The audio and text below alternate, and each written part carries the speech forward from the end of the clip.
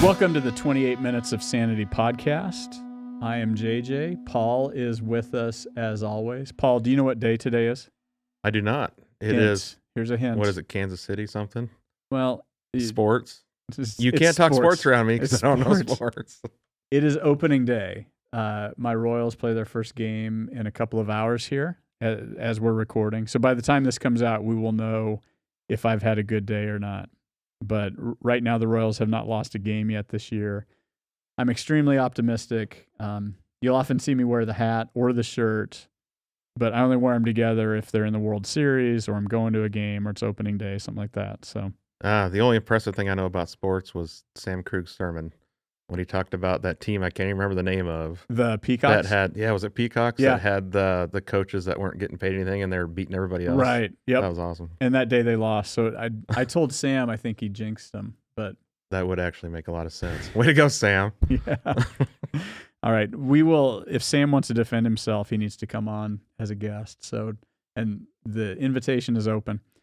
He can talk about whether a jinx is real or not. Maybe a theological perspective on jinxes. But opening day, go Royals. That's not what we're here to talk about, though. On the podcast, by the way, if you have a question or comment, send us an email, 28minutesofsanity@gmail.com. Follow us on Twitter at 28min of sanity. Paul, no guest today. We do have some great guests lined up. I'm really excited about who we're going to get to interview here in the next 6 or 8 weeks. I'm going to keep it a secret, but rest assured, I think you're really going to enjoy what we're going to get to do these next few weeks. Paul, I'm talking to you, but I'm talking to our listeners and viewers as well. I have wanted for a while to do a session on critical thinking. I think more than ever, this is a really, really important question. We're just dealing with so many things right now, whether it's within the church or the culture at large, where careful thinking is really important. And that's a biblical concept. Jesus is the divine logos, and baked into that definition is an understanding of reason. Our God is a reasonable God. Maybe not reasonable in the way we think of that term, but the concept of reason is baked into our understanding of God's nature and character. God says in His Word, "Come, let us reason together." He is the source of reason. And so as image bearers, we've talked about being image bearers on here. As image bearers, one of the things that we need to do is to develop an ability to reason well, not for its own sake, not so we can become smarter, but because this is how we part of how we are conformed to the image of Christ is to be careful thinkers. All throughout Jesus' ministry, He displays all the aspects of what it is to be a careful thinker. Wisdom, all the treasures of wisdom are found in Christ. We're told to get wisdom.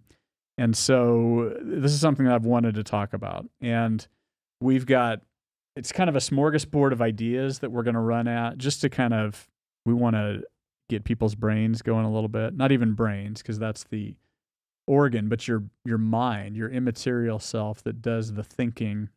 We want to develop that by what we talk about today. We're not gonna do a complete summary of what good reasoning is, but we want to point people to what good reasoning looks like, how to look for it, how to seek it, how to avoid bad thinking because of the consequences of bad thinking.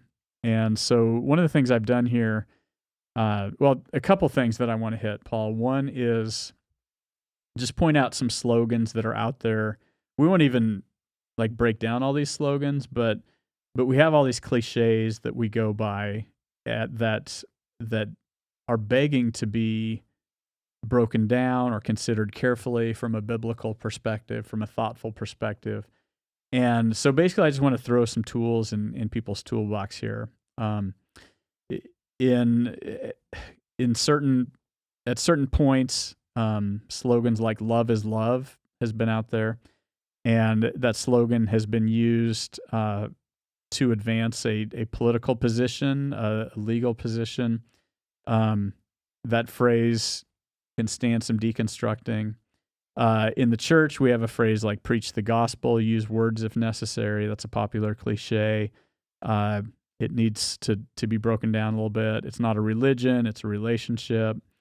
Christians shouldn't be political. All sorts of things like that are out there. And like I said, we're not going to go after each one, but I want what we do today to just be, like I said, stocking the toolbox, so to speak. And so I think a fun way to do it is to talk about a few different kinds of logical fallacies. So Paul, I gave you a list earlier. Have you had a chance to look at it a little bit? A little bit, but don't ask me any questions Okay, on it because I don't know. I won't put you on the spot. But I think actually before we talk about logical fallacies, I want to talk about a form of reasoning that I think you could find all throughout Scripture, and it's the concept of a syllogism, or a way of showing something that is logically valid. So like the most common textbook syllogism starts out with one premise: all men are mortal, and then it brings in a second premise: Socrates is a man. And then you have the conclusion that follows: Socrates is mortal. And for that syllogism to be valid, both of your premises have to be true. And then the conclusion has to follow logically from your premises. Okay. So we can look at that syllogism. Premise one: all men are mortal. Paul, is that statement true? Yes, okay. That is true. All right. Thank you. Is it true that Socrates is a man? Yes. Yes. I believe so. We can conclude, so your major premise, the larger truth, all men are mortal, is true. So if Socrates is a subset, is if he's one of those men, and if it's true of all men, then it has to be true of him. So Socrates has to be mortal. So your two premises are true, and your conclusion follows logically, and therefore you have a valid syllogism. Okay. So that's a super simple one. It's pretty easy for most people to understand. But what that means is, or what we often see then, is a syllogism poorly done, a mistake in a syllogism, and that's what we call a logical fallacy. And so we've got here a list of logical fallacies, and I hope what this does is drives you to a good logic textbook so you can see some examples, because there's not like an exact set of logical fallacies. There's they come in different forms with different names. There's not like one defined list. Some of them are super common, some are a little more rare. So I just want to dive into a few of those. Did you have a favorite one off this list you want to talk about first? No, I don't think so. There's just so many. I think I would like to say, though, I remember for years not knowing what logical fallacies were. Okay. And when I saw the definition, was Googling it, I'm like, what's the point? It's just a bunch of common sense stuff, and there's no rhyme or reason to actually what we're talking about. Right. So I still didn't get it. Okay. But then I think you already said it with your example, but when I looked up the actual definition, then it made sense and it clicked. It was like, oh, that's what it is. Yeah. That's the thing about about logic and philosophy. Everybody does it all the time. It's something that we kind of know. It's a little bit like breathing. Like you breathe before you understand the word breathing or how it works. Yep. And so this is kind of just putting words to this thing that we all do because we're rational creatures. Not perfectly rational, but we are, by virtue of being made in God's image, we perform the act of reasoning all the time. And so we want to, if we have the Spirit of Christ, we want to get good at it. We want to copy him or imitate him and how he reasons about things. And some of these ideas can reveal how do we do that well? How is it sometimes done poorly so we can avoid poor reasoning? Because reasoning well is something that can be done to the glory of God, and so it's worth spending time on for sure.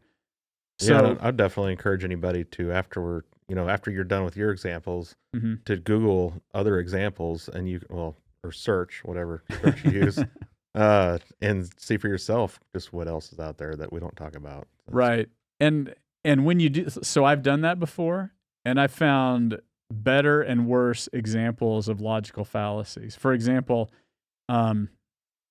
people who have agendas that I disagree with sometimes will put up a page on here's how to do good critical thinking, and I'll find within web pages dedicated to good critical thinking, I found logical fallacies in that. So just because you find something that says here's how good critical thinking works doesn't guarantee that you're being taught well. So take what we're talking about here and apply it to what you might see in a textbook or on the internet, or even what we're saying. I'm not claiming that we're going to get to the end of this and not at some point do some kind of poor reasoning. And so I genuinely invite people to talk to us or send us a note if you hear an example of bad reasoning, especially on a podcast that we are dedicating to sound reasoning.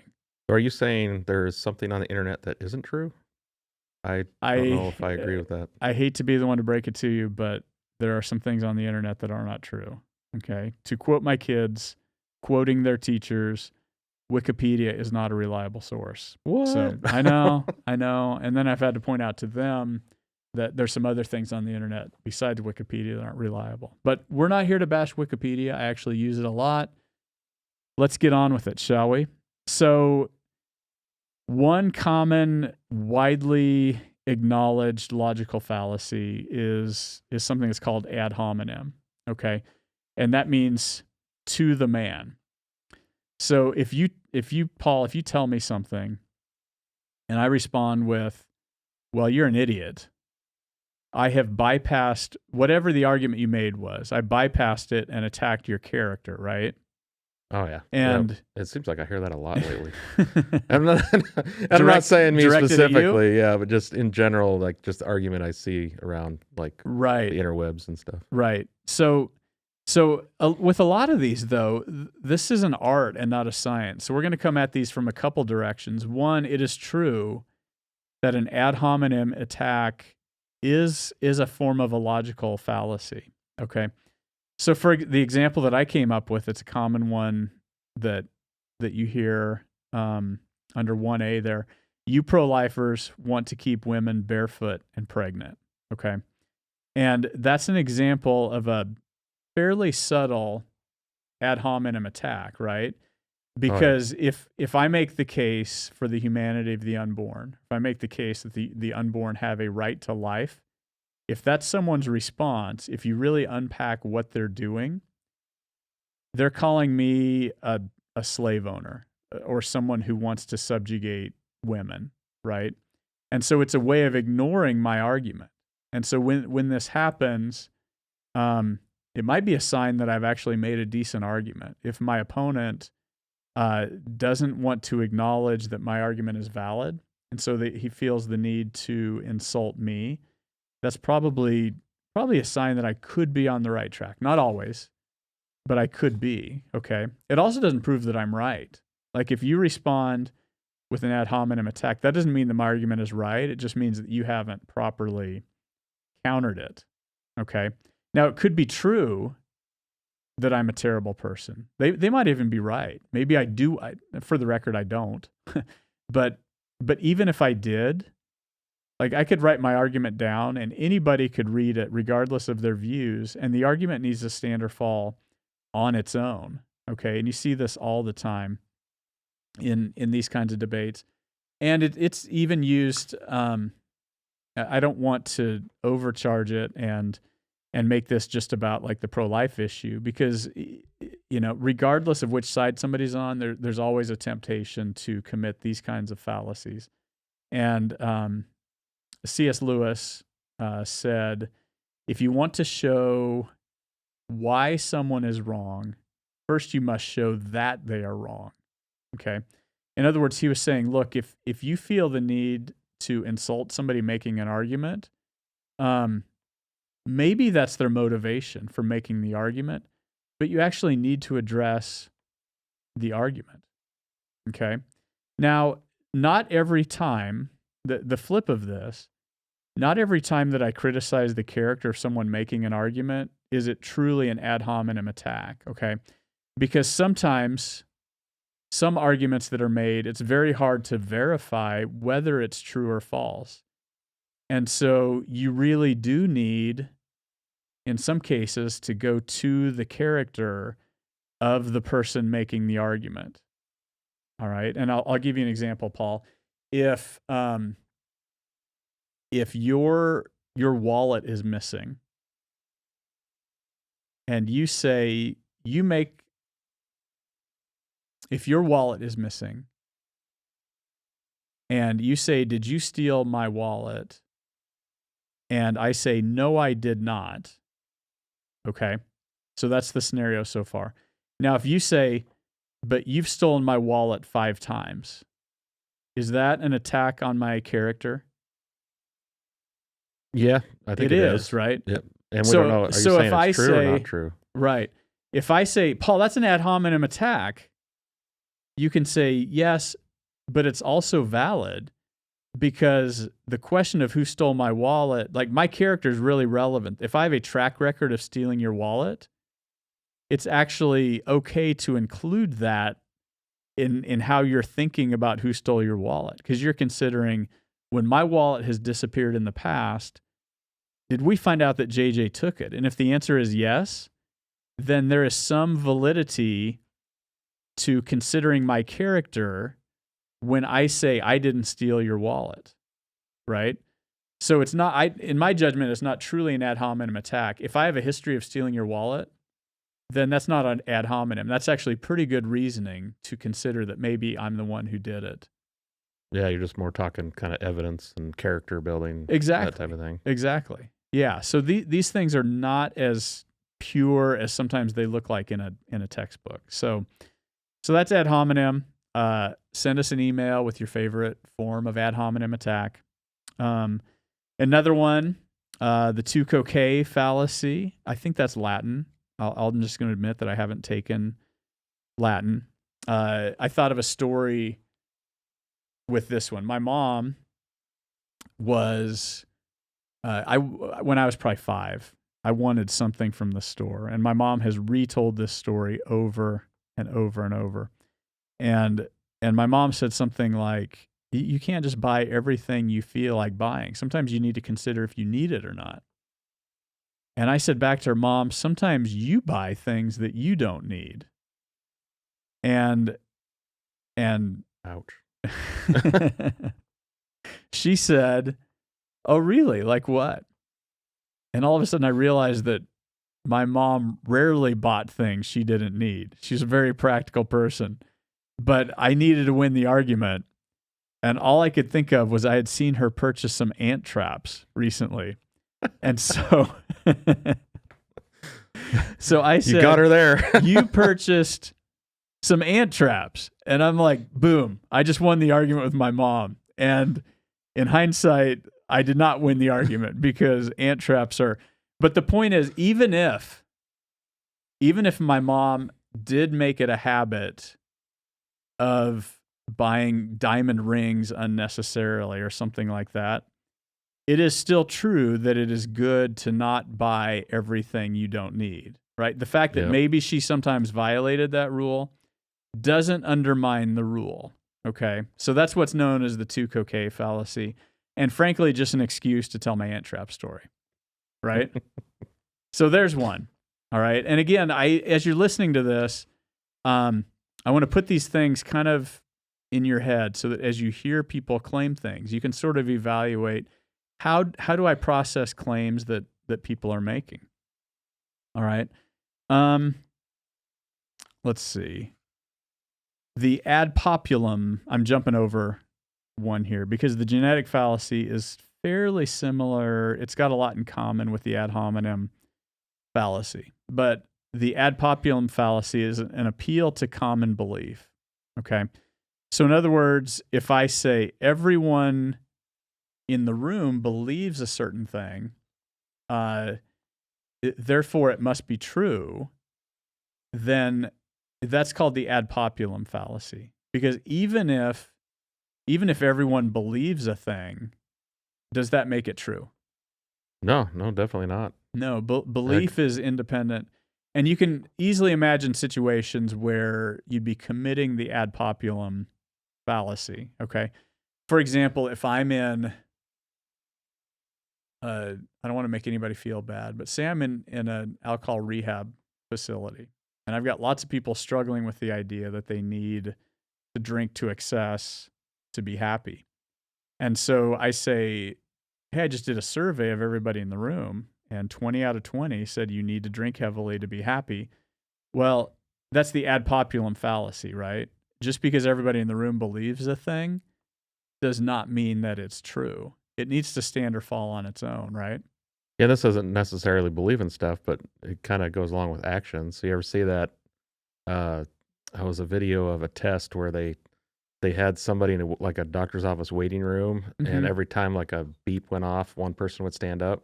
Okay. And then pretty soon, the entire waiting room, just strangers, started standing up when the beep went off for no reason whatsoever. Right. It was just a science experiment, basically. Yeah, I have seen those videos, and that's an example of why this kind of thing matters. Like in that case, it was almost like a practical joke or something, right? Yeah, I think it was actually a joke, but it's kind of scary of how real it is. But then you can see examples where people are uncertain about a moral question, and so they look around at how are people handling this particular moral question, and if the other 9 people are doing it, they start to think, well, I'm only 1 in 10. I must be wrong, and you can use this to really manipulate people in bad ways. Okay, but it's not everything that looks like ad populum is the ad populum fallacy. Okay, so for example, there's this saying, "Eat where the locals eat." Have you ever heard that? Yeah, I have. Yeah. So that sounds like the ad populum fallacy. Like, well, 20 out of 20 people in this town like that restaurant, right? And so you can say, well, that's the ad populum fallacy. That's not a good.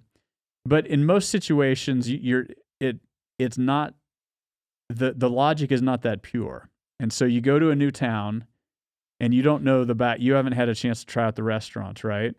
Yeah. So you have this giant unknown. Is that basically, I don't even remember the saying or where it came from. Is that basically a combination of hopefully not getting food poisoning and maybe enjoying it because everybody else does? Yeah. Like, a lot of knowledge forms are imperfect. And so one of the ways to tell if a restaurant is good is if the people who live in that town they've lived there long enough to either had a chance to try certain restaurants or talk to their friends. And so the ones that serve people well and the food is tasty and people aren't getting sick are, over time, the locals are probably a better indicator of where it is to go eat than maybe advertising or something like that, right? Oh, yeah. And so not everything that looks like ad populum is ad populum, and that's an example. So I think every time, for many of these, when we show kind of how the fallacy works, you can also show a bad use of the same thing. So like, eat where the locals eat is not a violation of ad populum, because sometimes the masses of people do know what they're talking about, and you can use what they do for some kind of knowledge, but not always, right? Oh yeah. Yeah. A couple more here. We're doing okay on time, but one that is known as chronological snobbery. The idea that because it's the present time, we are smarter than our ancestors. And so if I grew up hearing like, well, you should believe this, it's the 90s. Well, that's now a pretty dated phrase, right? But it's this assumption that we are constantly making progress. So whatever idea is most fashionable today must be the best or the most true idea is an example of chronological snobbery. An example of this would be the phrase, "You don't want to be on the wrong side of history." Have you heard that phrase before? Yeah, I have. I don't know. Yeah. It depends on what it's talking about, but that could be questionable. Uh-huh. And so when you hear that phrase, wrong side of history, there's this assumption that history is inevitably making progress. And so whatever idea is becoming more fashionable must be good and true. And of course, I don't want to be on the wrong side of history, right? I don't want people in 50 years to judge me for being backwards, kind of like we look back at slave owners negatively as the bad guys in history. And granted, it is bad to own slaves, so I'm not like saying, but that make you on the wrong side of history. Yeah, they are on the wrong side of history. But the assumption is that everything that is an analogy to that, necessarily as a parallel to that, is a dangerous way of thinking. And quite often, people who in the moment were viewed on the wrong side of history have turned out to be on the right side of history. So that there's an example of that one. I know that when I go to bed tonight, I'm going to be thinking of better examples for some of these, but that's what chronological snobbery is. One of the most important ones that I see used in a lot of manipulation, Paul, Roman numeral 8, is equivocation.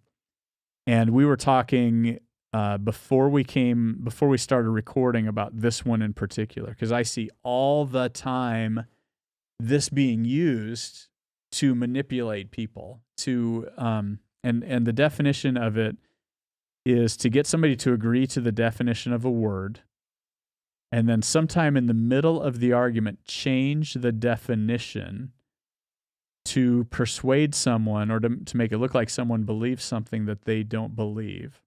All right.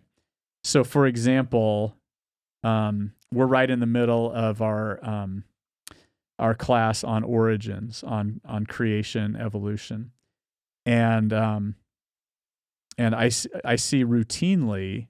In class on Sunday, I talked about the distinction between microevolution and macroevolution. And microevolution simply means small, observable changes within a species that we see all the time. And macroevolution refers to the emergence of new body plans or new species. And there's abundant evidence for microevolution. It's observable within a generation. Whereas macroevolution is much more controversial, and it's a perspective that I disagree with, but it's a very different concept. And so, but what I've seen, the game that I've seen played is an example of microevolution is given, and nobody disagrees with it. A creationist, whatever, does not agrees with the example, and then the narrator or the person instructing or describing will say, "See, we believe in we both believe in evolution," and then they will use that as evidence for macroevolution, but they're two fundamentally different things. Oh yeah, they're literally changing it. Yeah, so I thought of a more comical example, but you actually see real examples of this all the time. But imagine that I want to pass some kind of controversial legislation, okay? And because it's controversial, I want to gather as much support for it as I can. And so, I might be plagiarizing from someone because I've heard this example before. So whoever came up with this, if you find out who did it, I give them full credit. I don't know. But post it in the comments. Right. I'm going to name my legislation the We Love Puppies Act. Okay. And then if somebody comes along and actually reads the details and says, I think here on line 27, this is a really bad idea. This is going to hurt people. It might even hurt puppies. I can say, you don't support the We Love Puppies Act? What is wrong with you? Okay. So it's a form of equivocation in that I'm trying to say that the content of what I'm doing is equal to the title when it's actually not, right? Now there could be any number of names I could give this particular logical fallacy, but you see it a lot in legislation and things like that, where the title is meant to obscure some detail that contradicts the title. I think you said you've seen examples of that before too, right? Yeah. Yep. Okay. Couple of others, as I read through multiple lists to find some of these. And again, kind of different forms for different situations. There's something called the do something fallacy. So some problem exists, right? And so somebody argues, we have to do something about it. And that's called the do something fallacy because it's the idea that if you don't do anything, that necessarily means there will be a bad or worse outcome. All right. Whereas sometimes doing nothing is the only option. And I'm not going to give examples of this one, but I want you to watch for it. Watch for somebody to argue, we just need to do something, when sometimes doing nothing might actually be the best solution. Slippery slope. This one is an argument where you say, if you're going to do something, then certain bad things are going to follow from it. Okay. And so like the slippery slope fallacy would say something like, if I extend my kid's curfew for 1 hour for some special reason, they're going to want me to do it all the time. And so I should never extend their curfew, right?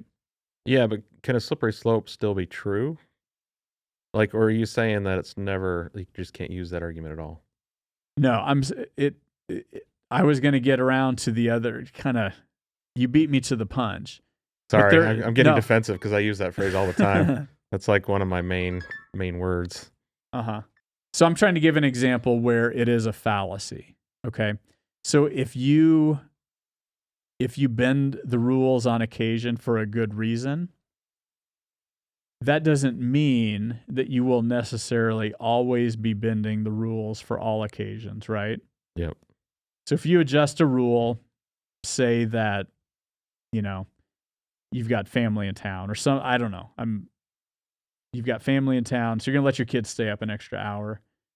That doesn't mean that anything goes forever, right? Yeah, true. It means you've made a temporary change in a rule. So if somebody says, oh, we can't do that because then all the rules don't mean, like, no, that would be the slippery slope fallacy. Bending a rule once doesn't. Now, the flip of that is an example that we've seen today. Up until, I think it was 2014 or 2015, the Obergefell decision that legalized same-sex marriage, lots of people were saying, look, if we go this direction as a country, if we redefine marriage, then we're opening the door for others to redefine it. And so you're opening yourself up to polygamy and all sorts of other redefinitions of marriage. And the critics of that perspective, those who are arguing for Obergefell, for same-sex marriage, their reply was, no, you are committing the slippery slope fallacy. We just want two men to be able to get married, or two women. We're not throwing it wide open. But as it turns out, it did throw a lot of things wide open. And when Obergefell passed, waiting in the wings was defenders of polygamy and things like that. And if you look at the arguments made for Obergefell, they are, if they are valid for that, they are valid for things like polygamy. And so those who were saying we're on a slippery slope actually had a point. Okay, so the slippery slope fallacy exists, but it's also true that slippery slopes exist. And so just because you say it's a slippery slope, that doesn't mean you're committing the slippery slope fallacy. Okay, so I'm okay to use it sometimes. If it's correct. You're okay to point out that it is true that sometimes you are on a slippery slope, either an actual slippery slope or a logical slippery slope. Quite often we are. So just a couple more because we've been going for a while. If you jump down to Roman numeral XV, Paul, I think that's 15, bifurcation or false dilemma, to kind of keep with that theme. Either you're for same-sex marriage or you're a bigot. I've heard that one a lot. But those aren't the only two options, right? It's possible to have valid reasons to oppose same-sex marriage, to argue against it. It's possible to have really thoughtful reasons to be able to demonstrate why you don't think it's a good idea and still not be a bigot or hateful towards particular people. So that's false dilemma. Maybe I actually put slippery slope on here twice. It must have been some kind of slippery slope. Let me do one more. I don't know how we're gonna quite end the podcast here because we've just kind of run through a list. But one that I've noticed a lot is the fallacy of compromise. All right. So two people are at opposite ends of an argument, and some third person will step in and say, you know what, compromise is often good. So the two of you just need to meet in the middle on your argument. Now, sometimes you need to do that. Sometimes in life, maybe you and your wife you're trying to figure out where to go out to eat, and you want to go one place, she wants to go a different place. So you kind of compromise and find something that's agreeable to both of you, right? Oh, yeah. And I used to see this all the time in politics, but okay. And now it's not always true, especially with like abortion. It's like you don't want people to kill babies, no matter what side you're on. There's no compromise there. Yeah. But like in the first instance, like compromise can be a way of keeping your marriage okay. Yep. But there are times, for example, like I want to sidestep your abortion example for a second. That does bring up a discussion that maybe this is a good time to have it. But let me push that off a little bit. Okay, let me make it a little more extreme. Okay, say that I break into your house and I want to steal $800 from your safe.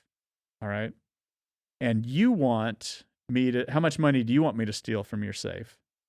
I want you to steal $0. Okay. But I'll settle for $400. Well, I'm just kidding. But that's the fallacy of compromise. Yep. The idea that the right answer is sometimes halfway between two extremes is not always the case, right? The idea that some arbiter would step in and say, well, I think you guys need to meet in the middle, that is the fallacy of compromise, right? Because it's still wrong. Oh yeah. It would still be wrong for me to steal 400. Like you're actually right in this one. The only right answer is that I should steal 0 of your dollars because theft is wrong. So the fallacy of compromise doesn't always, or the idea that compromise is good doesn't always work. The idea that you should always compromise between two extremes, that's what that means. But you did bring up something that is, I mean, a real practical application of all of this is the idea you mentioned, the cause of eliminating abortion, right? And so, you know, a pro-lifer doesn't want any abortion, and someone else might have maybe an optimal number, and the idea that the right answer is halfway between them. Well, no, there's a valid moral question there. If the unborn are fully human, we want 0 abortion. And if they're not fully, I'm paraphrasing Greg Kokel here, if the unborn are not fully human, then the number really doesn't matter that much because it's not a moral question. Yep. So the fallacy of compromise sidesteps that more important question of what is the unborn. Now, since we're going down this road, I want to give people something to think about that is an application of some of this. But within the pro-life community, there actually is a debate between one group, which is called the abolitionists, and one group, which is called the incrementalists. And the abolitionist says any legislation that touches on abortion, if it doesn't eliminate abortion, represents compromise and is bad legislation. That's the abolitionist position. The incrementalist position is, look, we want to make things a little better. We want to do as much good as we possibly can under the circumstances. So this legislation may not end abortion, but it will reduce it. And that's actually the best we can do under the circumstances. And the abolitionist will come back around to them and say, your legislation still permits abortion. It's not ideal legislation. So they're calling that form of compromise sin. And the incrementalist is going to come back and say, actually, we're saving as many lives as we practically can under the circumstances. This is the best position. So there, you can actually study that, and I've made it super simple. You can actually study that debate. And maybe what I'll do is, for the podcast, I won't even say which side I'm on. Now, if you know me, you might be able to guess which side I'm on, or the way I've just exclaimed it, you can guess which side I'm on. But for now, I'm going to leave it open, and maybe we can generate some interaction. Maybe we can generate a whole new podcast about this topic. So that's a good point. It's like, where do you draw that line of what do you do? Do you chip it off, or do you say all or nothing and end up with nothing? So yeah, it's a tough question, important philosophical question. And like I said, that wasn't my plan to go there, but it may have been a little bit of an application of that particular fallacy. So we're just going to end it there and hope we've given you something really practical to think about and think through. I'd love to hear your perspective on it. Like I said, this was not an exhaustive list of logical fallacies, just kind of a little smorgasbord to hopefully get you thinking, questioning, noticing these kinds of things, just in day-to-day life and your interactions with people, as you try to interpret Scripture, as you think about important issues. This stuff can be really helpful. So appreciate you listening and watching. On behalf of Paul, this is JJ. Send us a note, 28minutesofsanity@gmail.com. Follow us on Twitter @28min of sanity. And we hope to see you soon. Bye-bye.